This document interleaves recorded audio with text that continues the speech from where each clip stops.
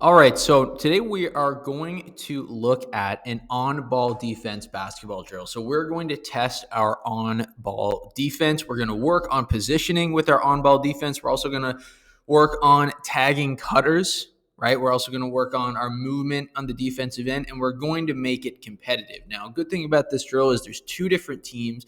There's an offensive team and a defensive team, okay? So we're going to work on our defense, as we mentioned, our on-ball defense, but we're also going to work on some elements of continuous movement on offense, which is cutting after we receive the basketball. Okay, so let's take a look at what we have going on here. So we have two teams right now. Okay, we have the blue team right here. They're the defensive team. Okay, and then we have the white team right here. They are the offensive team. Now we're going to have two wing cutters right here, as you can see, number two and number one, the black colored icons here. Okay, if we have enough coaches on our coaching staff, it would be good to have coaches here because they're really just going to be passing these two wing players. However, if we don't have enough coaches to put here as assistant coaches, we can just put members of the offensive team in these wing positions, right? But for the sake of demonstration, let's assume that we have enough coaches to go here. So we'll have these two black icons here as our coaches, our assistant coaches, okay? So the whole point of this drill is we want to make the defense work, okay? So before we even talk about why we have teams or anything like that here, let's just establish what we want. We want to make the defensive team work, okay? We want them to be continuously moving and closing out, okay? We want them to be continuously tagging a cutter when somebody cuts to the basket.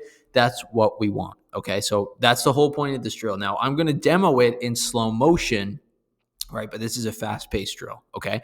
So what's going to happen here is we have number one. Number one's going to dribble to about the three-point line. Now, the first thing that we want to happen is to have blue number one close out, right? We're working on our closeouts. That's what we want because number one white, okay, is going to pick up their dribble, okay? So as number one white picks up their dribble, we're going to have number one blue close out, okay? What are we looking for with that closeout? We want to see hands up. We want to see a closeout with two hands up, okay? Why do we want those two hands up? Number one, we want to discourage a potential shot. If this is a player who can shoot the three, or even just building those solid principles of closing out, right? We want to ensure that every time we close out, we have two hands up because we want to eliminate the shot.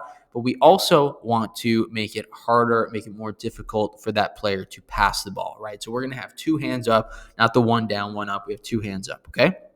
So number one on blue closes out on the white team. Okay, so number one, white here is going to pass to one of the wings. And as they pass to one of the wings, they're going to cut and look for the basketball. Now, they're not going to receive the basketball back. Okay, but number one, blue here, the defense, is going to tag the cutter, right? We want to tag the cutter and ensure that, if in a game situation we were ever to receive a pass right here, it's not a wide open lane for them. They're not able to get their momentum, right? We are right here, right in front of that cutter. We're going to intercept that pass if we can. And if we can't, we're going to stop them in their tracks right here. So they're going to tag that cutter, okay? But again, in this situation, they're not going to receive the ball back. So number one, white is going to continue cutting. They're going to continue moving. We'll continue tagging them, right? And then they're going to go out of bounds and run back up here. Okay. Now, number one is in blue is in position again, and we're ready to go. The next thing that's going to happen is number two, same situation, is going to sprint right here to the 3-point line. We're going to kick the ball back, right? Number one blue is going to close out just like we just did. We're going to swing to the other side because we never go to the same side twice. And the same situation is going to happen. We had our initial closeout here. Now he's cutting or she's cutting, looking for the basketball, and we're tagging, right? We're tagging. We're moving with them, right? We're moving with them. We're moving with them, okay? They're continuously moving. Number two on white is going to run to the back of the line of the drill. Number three sprints here. We get the pass, right? We get the closeout. We get the swing, right? We get the cut. We get the tag, right? We're continuously going. They're still cutting. They're still tagging. They're still cutting. They're still tagging. We're going to move out, okay? They're moving out. Next player is coming up here to the 3-point line, right? We get the pass. We get the closeout. We get the swing. Right, we get the cut, right? We get the tag, right? We're continuously moving, right? The same thing happens. Now, I'm sure you're wondering now, when does this end, right? When do we get a new player in? When do we get a new defender in here moving, okay? So as a coach, right, the coach is going to tell the players on the white team when they can actually try to score. Okay, so how you want to do this is up to you. If you want to have your coach right here in secret and tell the players, okay, you're going to score now, you can do that. Or if you want to blow the whistle, you can do that. It's up to you. Okay. Now, what we're going to have happen in the situation where the coach tells the player to score, right, we are going to have the basketball right here. And it's really up to that player how they want to do it, right? If they want to use the wing and pass and try to cut and receive the basketball, if they see a weakness there, right, they can do that. Or if they just want to go off the dribble, right, and beat the player this way or whatever way they want to do it, right, and see how good our on-ball defense is, they can do that as well. It's really up to the player on how they want to do that. Okay. So that's basically what we're doing. After that, we're playing live on that one-on-one. Now, we're going to have about 10 seconds to do it, right? We want to keep it in 10 seconds or less, but at the end of the day, we are playing live at that point, right? Typically, what I'll do, I like making this drill competitive, so I like to install a penalty for every time, the team gets scored on, right? Other coaches have different philosophies on that, but so every time a team gets scored on, that's, a couple line drills they're running at their, next line drill or something like that, right? You're really going to probably want to go, so that every defender, gets to have a turn once or twice before you switch teams onto offense and defense. But this is a good competitive drill that, keeps the offense engaged because they might be the one attacking the basket, and keeps the defense engaged because they're continuously moving and continuously working on their closeouts. Hold on one quick second, coaches. Before you go anywhere, I've got a couple free resources waiting for you from the Basketball Coaches Academy that'll take your practices and take your teams to the next level. First off, grab your complete guide to the continuous motion offense, which breaks down exactly how to teach your players to play the game, not just run plays. You'll learn what continuous motion offense really means, proven drills to build it, and how to run a motion offense continuously. We have lots of different things in this guide. We have video demonstrations, we have diagrams, we have descriptions, everything that you would need. If you want your athletes to develop real basketball IQ, this is the starting point. The second item that I have for you is the 5 must-have out-of-bounds plays for all ages. These are game-tested sets that you can run with youth or high school teams. We have baseline out of bounds, we have sideline out of bounds, all free for you. They're simple to teach, tough to guard, and each play includes clear diagrams and coaching points so your team stops wasting possessions. And lastly, I have the practice plan template. This printable practice plan template is the exact layout that I use to organize and plan every practice session. So you can plug in your warm-ups, skill blocks, team drills, and scrimmage notes so you can walk into every gym with a clear plan and zero guesswork. So I have these 3 free items for you. You can claim them using the link in the description. They'll be sent to you right away. Enjoy. Now let's look at my personal favorite drill to teach help defense. Now, when I teach help defense, I want to go over the same basic concepts of our help defense that we incorporate with the shell, meaning we really want to focus on positioning, we really want to focus on helping, we really want to focus on communication, right? But one thing that we want to focus on that the shell doesn't have is read and react. We want to teach our athletes how to help by being able to read and react on the defensive end, just like you'd want to do on the offensive end. You don't want to teach your athletes plays on the offensive end because then they get super robotic. Yes, you can incorporate plays into your offense, but you can't do that without teaching them how to play. So we want to do that exact same thing on the defensive end. We want to show them how to play, how to help. Now to start, we're going to do this in a 2-on-2 setting. So what we're going to do is we're going to start here with the basketball in the hands of number 1. Now, to start our 2-on-2, what we're going to do is have number 1 on defense, which here we have our blue players on the defensive end. Number 1 is going to move right next to, we'll actually have it on this side.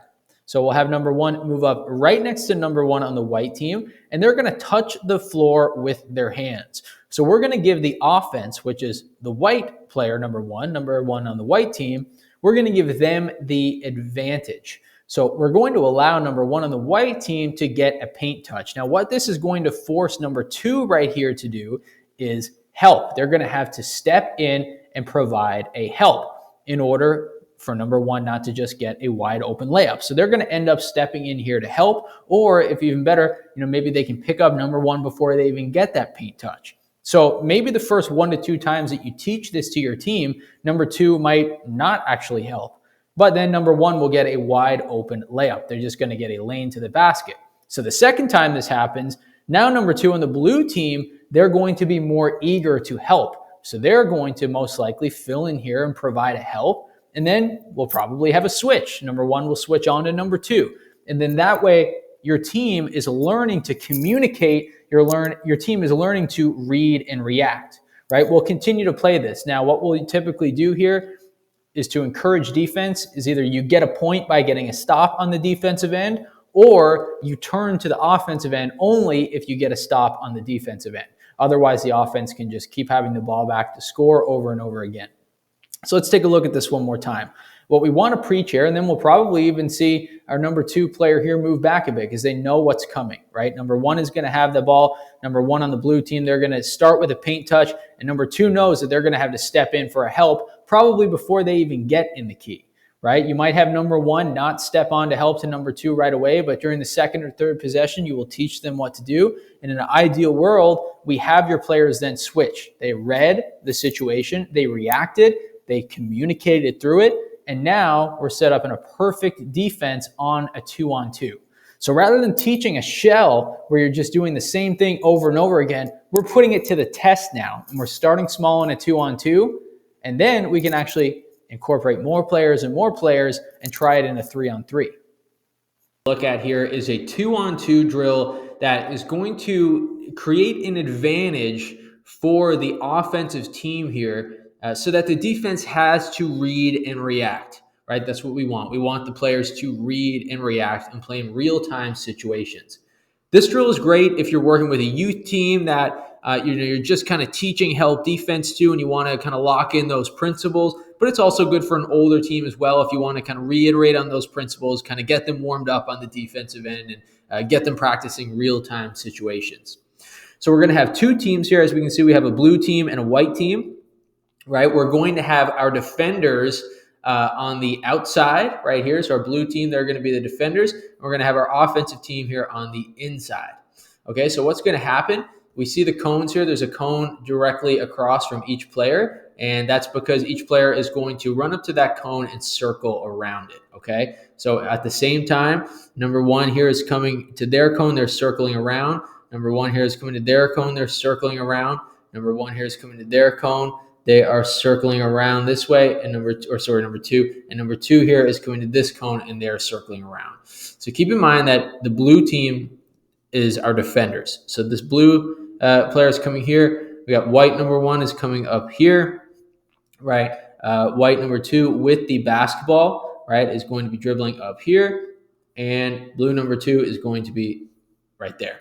So we have everybody at the cones right now where they're about to wrap around. Now, as you see here, right, number two on the white team is going to have that advantage behind number two, or rather in front of number two on the blue team. So number two, if we're just going to stay in a man-to-man setting, right, number two is just going to have a wide open lane. If number one here on blue focuses on covering number one on white, number two is going to have a wide open lane to the basket. So maybe the first time that you run this with your teams, the first time you execute this drill, maybe that will happen. Maybe you'll have number two take that wide open lane to the basket. But chances are, the second time, the blue team is going to understand we can't let that paint touch happen. So this number one player, number one on blue, is going to come here and stop the basketball so we don't get a paint touch, right? Then we can either get a switch, or number one and number two can communicate to switch back. So what we want to teach here is that read and react, right? The first time it might happen where, you get that wide open lane to the basket, but the second time and the third time, your team's going to understand what needs to happen, right? Your team's going to understand where to pick things up on the defensive end and how to play help defense. So you're teaching them how to play, not having them kind of move through their motions robotically.